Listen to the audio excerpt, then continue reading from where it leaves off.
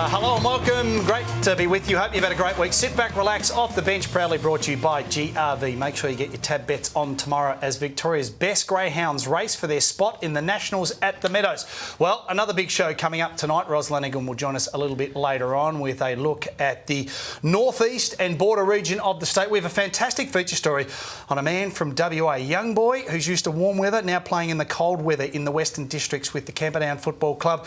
We also have the GRV Challenger. Boy, do we need to get a tip up this weekend, as a matter of fact. And we've got the Country Racing Victoria wheel again as I welcome back the 1997 best and fairest for the Geelong Footy Club. He was also Brownlow medal favourite in 95 and didn't get a vote. Welcome to Liam Pickering. Pickers, great to have you company. Great to be here, Wayne. Yep. Yes, great to be here. Looking forward to the show. I'm just going to see how it plays out tonight because Rosie Lanigan, who we know will be on the next segment, she'll be on shortly. Yep. She's also producing this week, so I'm expecting a lot more hang time from Ros tonight, I must say. No mistake. She will feature prominently a little bit later on. I talk about featuring prominently, Pickers. I've got twin daughters who've just turned 13 in the last week, and they are absolutely obsessed with the popularity of girls' footy, and it has been a remarkable historic period for the game with regards to the explosion of that, but also the introduction and announcement of the first ever AFL Women's National Competition. Oh, it's exciting. We're looking forward to it, and we've been lucky enough to be joined by one of the marquees from the Melbourne Football Club, Melissa Hickey. Welcome. Yeah, thanks so much for having me. How exciting is it for you? I mean, you've been playing footy, I believe, around about 7 years, to now be playing on the national stage. Yeah, I guess with the marquee announcement last week, it was just a pinch yourself kind of moment in terms of my football journey. So it really is a dream come true for us girls to be able to play at that highest level and, have our national league. When did you find out that you were actually going to be the marquee player? Because I manage a couple of the girls that were marquees, and we see you here with Gil McLaughlin. When did you find out? Was it a week or so before? Yeah, it was probably officially maybe a week before, but we'd had sort of discussions for the weeks kind of leading in with the D. So it was nice once it was all kind of signed, sealed and delivered. So, I was really happy. Hey, you must pinch yourself also as we have a look at some of your highlights. But Daisy Pearce has been a great forebearer. She's been the prominent lady who has sort of been the figurehead with regards to the development and the opportunities that are now being provided. So you've been drafted, you're sitting alongside of Daisy Pearce. How does that feel? Yeah, well, I get to play with her at our local club, Darebin, as well. So I've played there sort of for the last sort of 7 seasons, and she's just the complete package of a footballer, both on and off the field. And it's really great that now that we've got so many girls that are going to be able to share their football stories as well, and other faces for girls to look up to as role models, as well as Daisy. Now, you're from Mildura originally, so you're a country girl. How did you get into footy? I believe there's a family connection to football, I guess, up around that area. Yeah, so my dad played when he was a young man, and he told me that he was a good footballer, so I have to believe him. And then there's obviously cousins and uncles, and Reg Hickey played for Geelong. That's my pop's cousin. So and even in the very first Fitzroy Premiership, there was a Hickey playing in that. So lots of family connections there, and I started out just playing in the primary school team and kicking around with my friends and cousins, and had to give it away given there wasn't a lot of opportunities back then in the country, and took my hand to netball and kind of loved that as well, and finally moved to Melbourne and found out there was a league, and kept playing. I've been hearing all the girls that have been marquee players, and we've got a lot of publicity over the last couple of weeks. Who do you barrack for? Now, with a Hickey connection, you've got to be a Cats fan. Yes, I definitely am.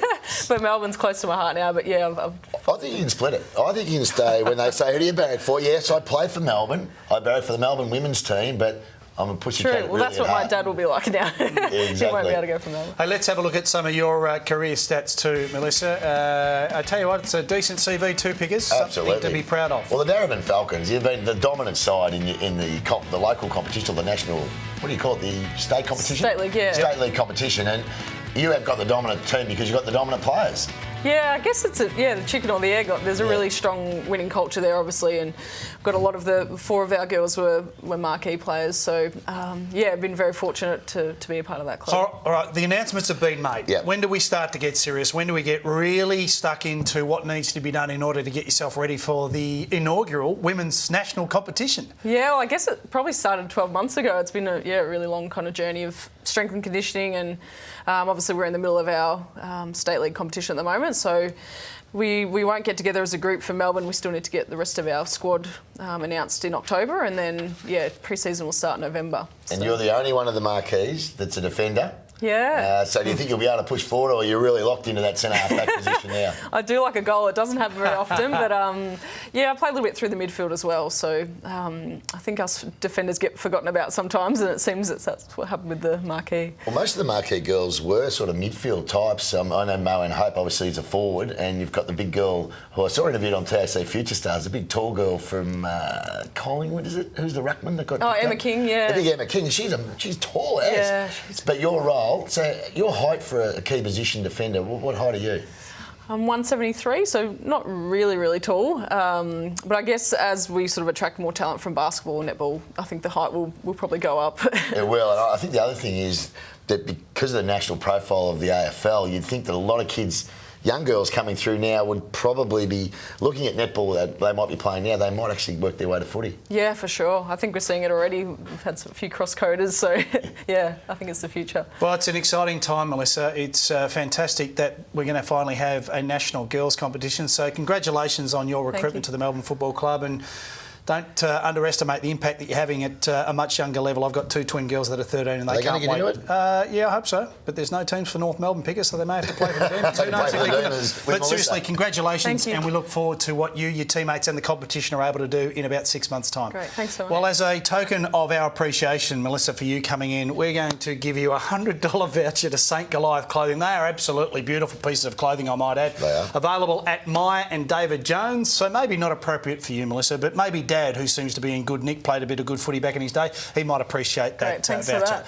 So there you go, Melissa Hickey. Great to have her on the program. Hey, Piggers, it's finals time. Yeah, it is. And nearly. And this week we welcome a new partner to the program, Hotondo Homes. For our goal of the week in country footy, Hotondo Homes, build your dream home today. Our first nomination is coming up shortly. Piggers, who is it? It is. It's the man who's dominating the Ovens and Murray, and it's Josh Mellington. Now, the goal itself, you can see him coming out of full forward here. It's not the goal itself. It's not. Melissa would have spoiled that. It would have, but the boys are all excited. You can see there. This is going for goal number 100. So what a season Josh Mellington's had. He's probably the most dominant country forward in Victoria in all.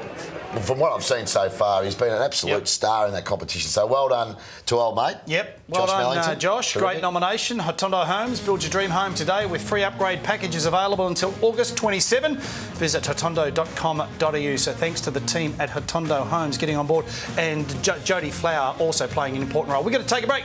When we come back, Ros Lanigan with a look at the northeastern border region of the state, and we've got a great feature story coming up about a kid called Cedric Cox. Off the bench with more coming up next.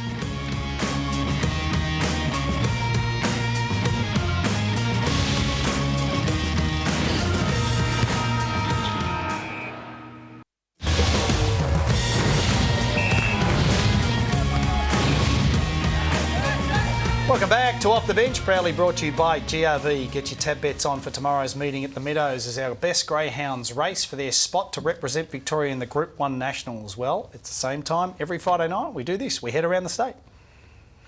As we welcome Country Footy's First Lady. No one knows country footy in Victoria better than this lady. Welcome back, Ros Lanigan. Great to be here. And can you believe we've got our first final tomorrow, the first semi-final in the Omeo and District League. Pretty remarkable. Especially when it's August. Well, that's right. Like it started They get in early, yeah. Yes. All right, Ros, you're going to focus on the northeastern border region of the state tonight. I am, and we're going to start in the Ovens and Murray Footy League. And it was Myrtleford beating Wangaratta by 6 points. A real slugfest at Myrtleford, as you can see. Pretty horrendous conditions. The scores were even at three-quarter time, and Wangaratta looked home after getting out to a 13-point lead early in the last quarter. But the Saints rallied, added another 3 late goals and got over the line. Now, the conditions were so bad, they changed the footy at half-time and brought a new one in because no one could pick it up. Don't they actually do that anyway? Don't they change the balls during the game? Not in country footy necessarily all that often. But that mud heap, of course, meant that it was a pretty low-scoring game. Christian Burgess kicked 3 goals for Myrtleford, and Chad Martin laid a really good tackle in the last quarter after his mum had passed away from cancer the day before. So a really brave effort from Chad. Now, as we look at the ladder, can they be beaten, Ros? Can they be beaten, Aubrey? No, they can't. No, they can't. They're 5 games clear with a couple of rounds to go. They can't be beaten. So unfortunately, I think in the Ovens and Murray League, it's fair to say that everyone is playing for second this season, unless you're playing for the Tigers, of course. In the Upper Murray Football League, Federal big winners over Bullio, So no huge surprise here. The ladder leaders, Federal, easily accounting for the Bulldogs, who are sitting second last. Now, Bullion started off pretty well. They kicked 3 goals in the first term, but then they didn't kick another goal until the last quarter. Most of the damage was done in the second term when the Swans kicked 8 goals to none to run out to an 11-goal advantage by halftime, which became 18 goals by the final siren. Darren Bradshaw, I think brother of Daniel, was the main destroyer. He kicked 10 goals to take his season tally to 11. He'd been out injured. He'd been out injured since round 1, so he came back on the weekend, played 2.5 quarters and kicked a lazy 10. One more home and away round to play before the finals kick off in that league. Now, as we move to the Ovens and King Footy League, we're going to Bonnie Doon. I knew you would do it, Pickers. I knew it. A pretty comfortable 47-point win to the ladder leaders in round 16. In fact, they were only 1 point short of doubling Gorumbat's score. Bonnie Doon was out to a 4-goal lead at the first change, blew out to 8 goals by 3/4 time. 2 rounds left to play before finals in the O&K, and both these teams will feature in finals action this season. Bonnie Doon has a pretty easy run home. They play Greta tomorrow, who are sitting 11th, and then Mildura in the last round. So you'd expect the Bombers to hold on for the minor premiership there. North Wang, who we spoke about very early in the year, of course, with the lead contamination in their ground, haven't won a game this season and are having a very, very tough year. What do you know about lead? I've given the Bonnie Doon. The whole castle's going on here. I was at the Warragul Footy Club last Thursday for a presentation, and after the presentation, one of the things that seemed to dominate the conversation was the salary cap being introduced. Ros, what's the latest? Correct. Well, AFL Victoria released its long-awaited salary cap policy to leagues and region commissions last week. It's part of that attempt to curb the huge player payments in community footy, both in Melbourne and in the country. Now, the salary cap policy at this stage is just a draft policy. The leagues have until next week, late next week, to get their feedback in. But what is clear already is that the penalties for breaching that policy are going to be huge. Players will face a minimum 1-year ban if they fail to disclose any benefit they receive from a club. Now, that includes payments or benefits made on behalf of a club to a player, as well as direct payments from the club to a player. That smacks of no more sporties. No. No more sporties. Cashies. Unless you're not playing any more picks. And they're not welcome. There'll be player contracts for everyone who gets paid, which will have to be submitted to AFL Victoria, and clubs themselves will face fines, loss of premiership points, exclusion from finals, even relegation if they stuff around with the policy as well. We're obviously going to the country, so we understand that. Yep. I don't think it's as big an issue in the country footy as it maybe is in the city. From my perspective, knowing what we know, I think the city is probably going to be in more trouble, some of these city clubs. Potentially, but there is a real issue in country footy with player payments. There has been for a long time now, and it was actually a lot of the country clubs who are calling for something to be done. Yeah. Whether it works, I'm very much the jury is out on this one, but they're having a go, and that's probably the main thing. Have we got any GRV news just quickly before we go to a break, Ross? Just quickly, yes, Jezelenko. Thank you. Will attempt his 6th win in a row at the Meadows tomorrow night in the heats of the Nationals, as we've been speaking about. It's not just his 6th win he's going for. He's racing to represent Victoria in the Nationals in South Australia later this month. Lovely Banks trainer Brett Bravo as well has nominated the highest number of greyhounds for the Nationals. He's got 7 in the heat, so hopefully one of them can get over the line. Yeah, one more time, please, Ross, as we go to the break. Jezelenko! Hey, we're going to take a break. When we come back, a fantastic feature story involving Roz with a young boy from WA called Cedric Cox. Stick around, that is a great story coming up next.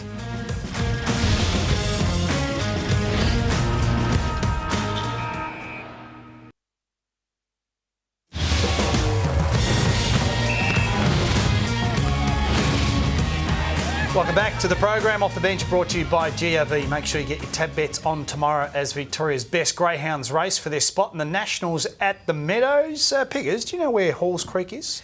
I do. It's in the Kimberley region in Western Australia. Why do you ask that? I thought I might have had you there because a young man has moved from Halls Creek in WA to the Western Districts of Victoria. His name is Cedric Cox, and he caught up with the very own Ros Lanigan about his journey to play footy in Victoria. At the age of just 18, Cedric Cox has taken a leap of faith greater than most people do in their lifetime, moving more than 4,000 kilometres from the Kimberley to Camperdown in Victoria. Cedric, paint a picture of Halls Creek for me. It's a small town, but people around there is pretty welcoming. Welcoming, and really gets you welcome to the country. And yeah, it's pretty good. Family and lots of cousins and that there. When did you start playing footy? Started playing footy when I was 15. Got influence from James Castle.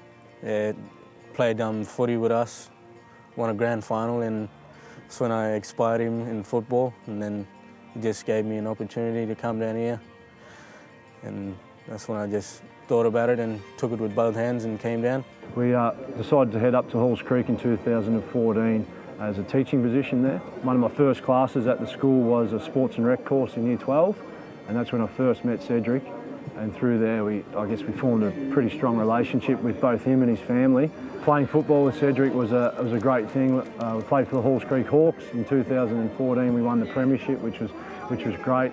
But it was certainly a different aspect or a different feel to what it is at Country Victoria and football here. It's pretty quick. Down in Kimberley's, it's pretty fast, high tempo footy and that, and even kids younger really got skills as well and really know how to use the ball. There was raw talent and there was lots of players that were stars really, but Cedric was different, and I guess the reason why he was different is, I guess, a few things. His leadership within the community. He was the most influential person in that community.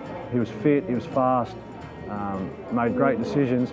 And I guess coming down here, he wanted to showcase that he could be challenged in a different environment than Halls Creek with the weather. He could handle the cold. He settled in really well. He came down earlier in the year, and huge change for him, obviously, from Halls Creek to Camperdown, another little sort of remote country town in Victoria. We are. But look, he's fit in really well with the group. Got himself a job in town at the bakery. Good family he's living with. So look, he's fit in really well, and he's given himself the best chance on the footy field because of the work he's doing away from it. For him to come down here and be part of Phil Carson and his program at Camperdown Football Netball Club, I think that he's been able to flourish and learn, and he's had the opportunity to move up to the Rebels and be a part of that. North Ballarat pride themselves on not only providing boys with opportunities with their football, but making them good people, and Cedric's certainly doing both, I feel, learning about the game and also becoming a good young man. Why is footy important to you? It's important because I really want to make something of myself and really want to make my family proud and really want to do something that none of my family did. Really want to go somewhere far with my footy. Whether he gets all the way, which would be the ultimate. If it doesn't happen, he's still going to achieve that goal of having a better life through employment, through sport, through friendships.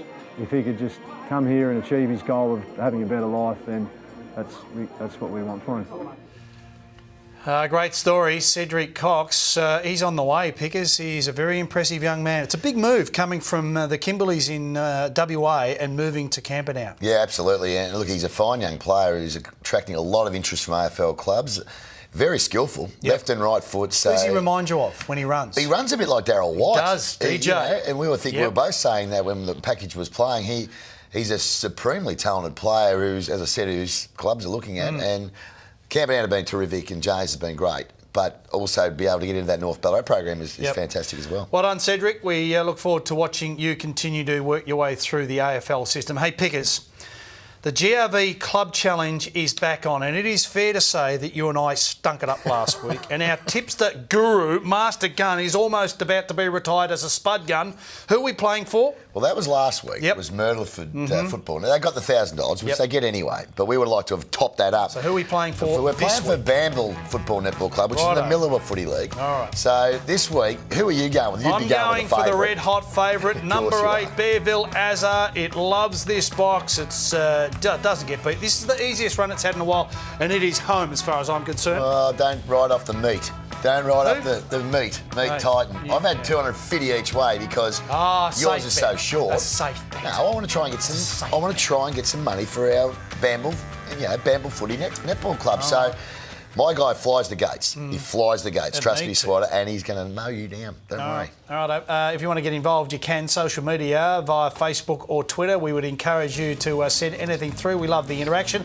We'll be back with a wrap of the show after the break in 2016 Off the Bench, brought to you by GRV. Get your tab bets on for tomorrow as Victoria's best greyhounds race for their spot in the Nationals. Back with more after this.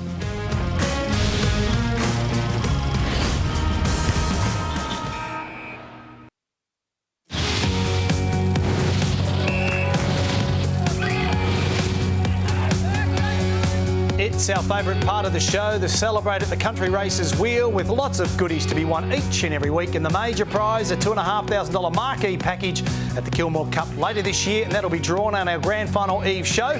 But we need contestants in order to spin the wheel each and every week, so get your entry in, and all the information about celebrating at the country races at countyracing.com.au. Yeah, it's the most popular part of the show, and this week we're playing for Eloise Meyer from Lancefield. Good luck to you, Eloise. I'm going to give it a big spin. Come on, Pix. Oh, that was shallow. It was a real wobbler. Sorry about that. The Picnic Essentials, though, Hutchie, I know he called you.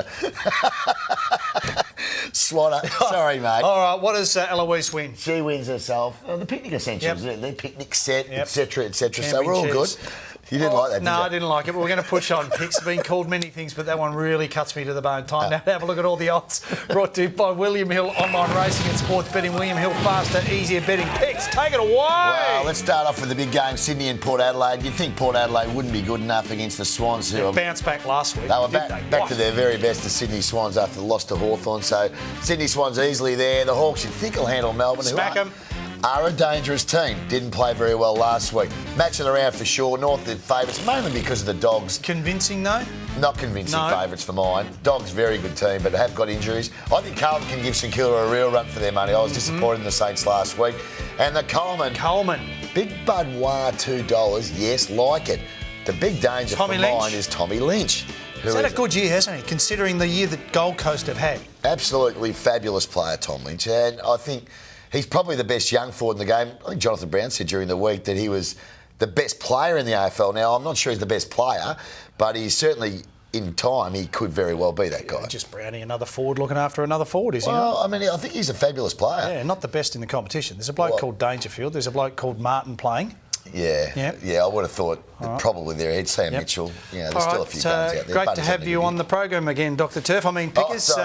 Great to have your company. Great to have Roz. Well done to Roz and the feature story on Cedric Cox. I'll see you in about 3 weeks. Yes, we've got a 2-week break. We have a break mid-season because the Olympics. Olympics, apparently. Hey, and great to have Hatondo Holmes on part of the program. Have a great weekend. Good luck to the football and netball clubs, and we will see you in 3 weeks' time. See you then.